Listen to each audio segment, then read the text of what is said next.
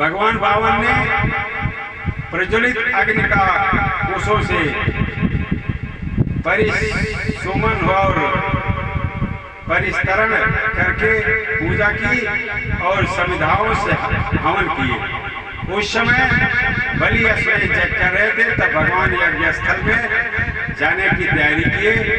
नर्मदा नदी के उत्तर कच्छ नामक स्थान पर जग चल रहा था। भगवान बामन वहां पहुंच गए। भगवान के पहुंचने पर ऐसा लगा मानो सूर्य देव उदित हो गए हैं। राजा बलि ने ब्रह्मचारी बामन भगवान के चरणों को धोकर चरणोदक लिया। आप चाहते हैं, आप जो मांगना चाहते हैं बताएं। भगवान ने बलि ने कहा आप कुछ ब्राह्मण देवता मांगने आए हैं। तब भगवान ब्रह्मचारी ने कहा राजन, आप तो प्रहलाद के पुत्र हैं जिनका यह सभी लोकों में है। आप तो विरोचन के पुत्र हैं जो बड़े ब्राह्मण भक्त थे। उनके शत्रु देवता ब्राह्मण का वेश बनाकर उनसे उनकी आयु मांग ली थी। देवताओं के छल को समझते हुए अपनी आयु देवताओं को दान कर दिए थे।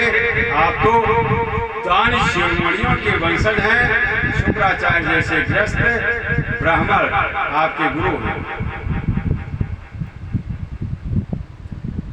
आप तो दान देने में श्रेष्ठ हैं, इसलिए मैं अपने पैर से 3 पग जमीन चाहता हूँ।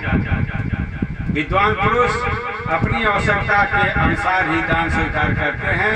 इस सेवा प्रतिगृह्य पाप से बच जाते हैं।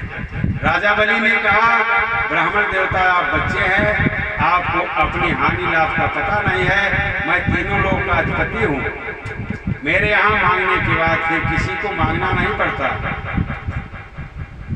तो मेरा अगर कहीं मांगना पड़ा तो मेरा अपमान है। अपने जीवन निर्वाह के लिए जितनी जमीन चाहिए मांग लो, मैं दीप का दीप दे सकता हूँ। भगवान बामन ने हंस के कहा राजन, एक व्यक्ति की कामनाओं को पूरा नहीं किया जा सकता अगर वह संतोषी ना हो। तो जो 3 पग से संतुष्ट नहीं होगा उसे दीप मिल जाएगा तो फिर 7 दीप पाने की इच्छा करेगा। पृथु गए नरेश 7 दीपों के मालिक थे, फिर भी कृष्णा से पार ना पा सके। प्रारब्ध से जो मिल जाए उसी से संतोष करना चाहिए। धन और भोग से संतोष न होने के कारण जीव को जन्म मृत्यु के चक्कर में गिरना पड़ता है। संतोष ही मुक्ति का कारण है। संतोष ही मुक्ति है। आप मुहमानी वस्त्र देने वाले शिरोमणि हो, इसलिए मैं आपसे 3 पग होम ही चाहता हूँ। राजा बलि ने कहा ठीक है, जैसी आपकी इच्छा। भगवान बामन संकल्प के लिए जलपात्र कमंडल उठा लिए। तभी शुक्राचार्य ने होम देने से रोक दिया। क्यों? क्योंकि शुक्राचार्य तपस्वी थे। लीला के देख लिया, ज्ञान दृष्टि से लीला को समझ गए। बोले देवचन नंदन, ये स्वयं भगवान विष्णु है। देवताओं का काम बनाने के लिए माता अदिति के गर्भ से अवतरित हुए हैं। ये तुम्हारा सब कुछ छीन लेंगे। विश्वरूप है, 3 पग में तीनों लोक को नाप लेंगे। जब सब दान कर दोगे तो तुम्हारा निर्वाह कैसे होगा? 2 पग में पृथ्वी स्वर्ग नाप लेंगे, तब तीसरा पग कैसे पूरा करोगे? संकल्प करके पूरा न करने पर नरक जाना पड़ता है। जो मनुष्य अपने धन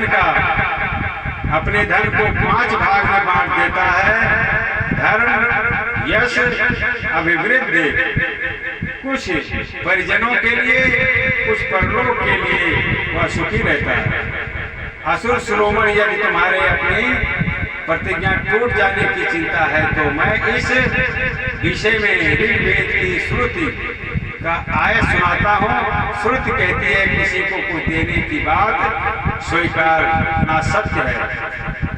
नकार जाना असत्य है। यह शरीर एक वृक्ष है, सत्य इसका फल, परंतु वृक्ष ही नहीं रहेगा तो फल फूल कैसे रह सकते हैं। मैं दूंगा यह धन से दूर करता है, मैं नहीं दूंगा यह धन को बचाना है। धन रहेगा तभी शरीर रूपी वृक्ष रहेगा, इसलिए कह सकते हो मैं नहीं दूंगा। हास परिहास में, विवाह में, कन्यादान में, जीविका की रक्षा के लिए, प्राण संकट के समय गौ ब्राह्मण रक्षा, किसी को मृत्यु से बचाने में झूठ बोलना पड़े तो उतना निंदनीय नहीं है। राजा बलि ने शुक्राचार्य की बात मानकर दान करने का संकल्प कर लिया। तब शुक्राचार्य ने श्राप दे दिया।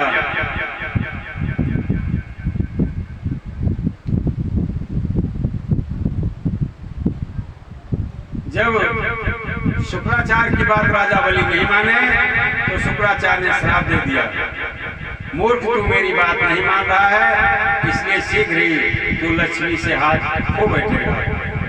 बलि और उसकी पत्नी विंध्यावली दोनों ने भगवान वामन के पैर को धोकर सिर चढ़ाया। 1000 दुंदुभियां बज उठी, पुष्पों का बरसात हुआ। भगवान वामन ने अपने विराट रूप को प्रकट किया। एक पग में पृथ्वी, दूसरे में स्वर्ग को नाप लिए। महरलोक, जनलोक, तपलोक को भी दूसरे पैर में नाप लिए। सत्यलोक को भी नहीं बचाए। जब भगवान का चरण कमल सतलोक में पहुंचा, वेद उपवेद, नियम यम तर्क इतिहास वेदांत पुराण संहिता सब मूर्तिमान होकर जो सतलोक में रहते हैं सबने पूजन किया।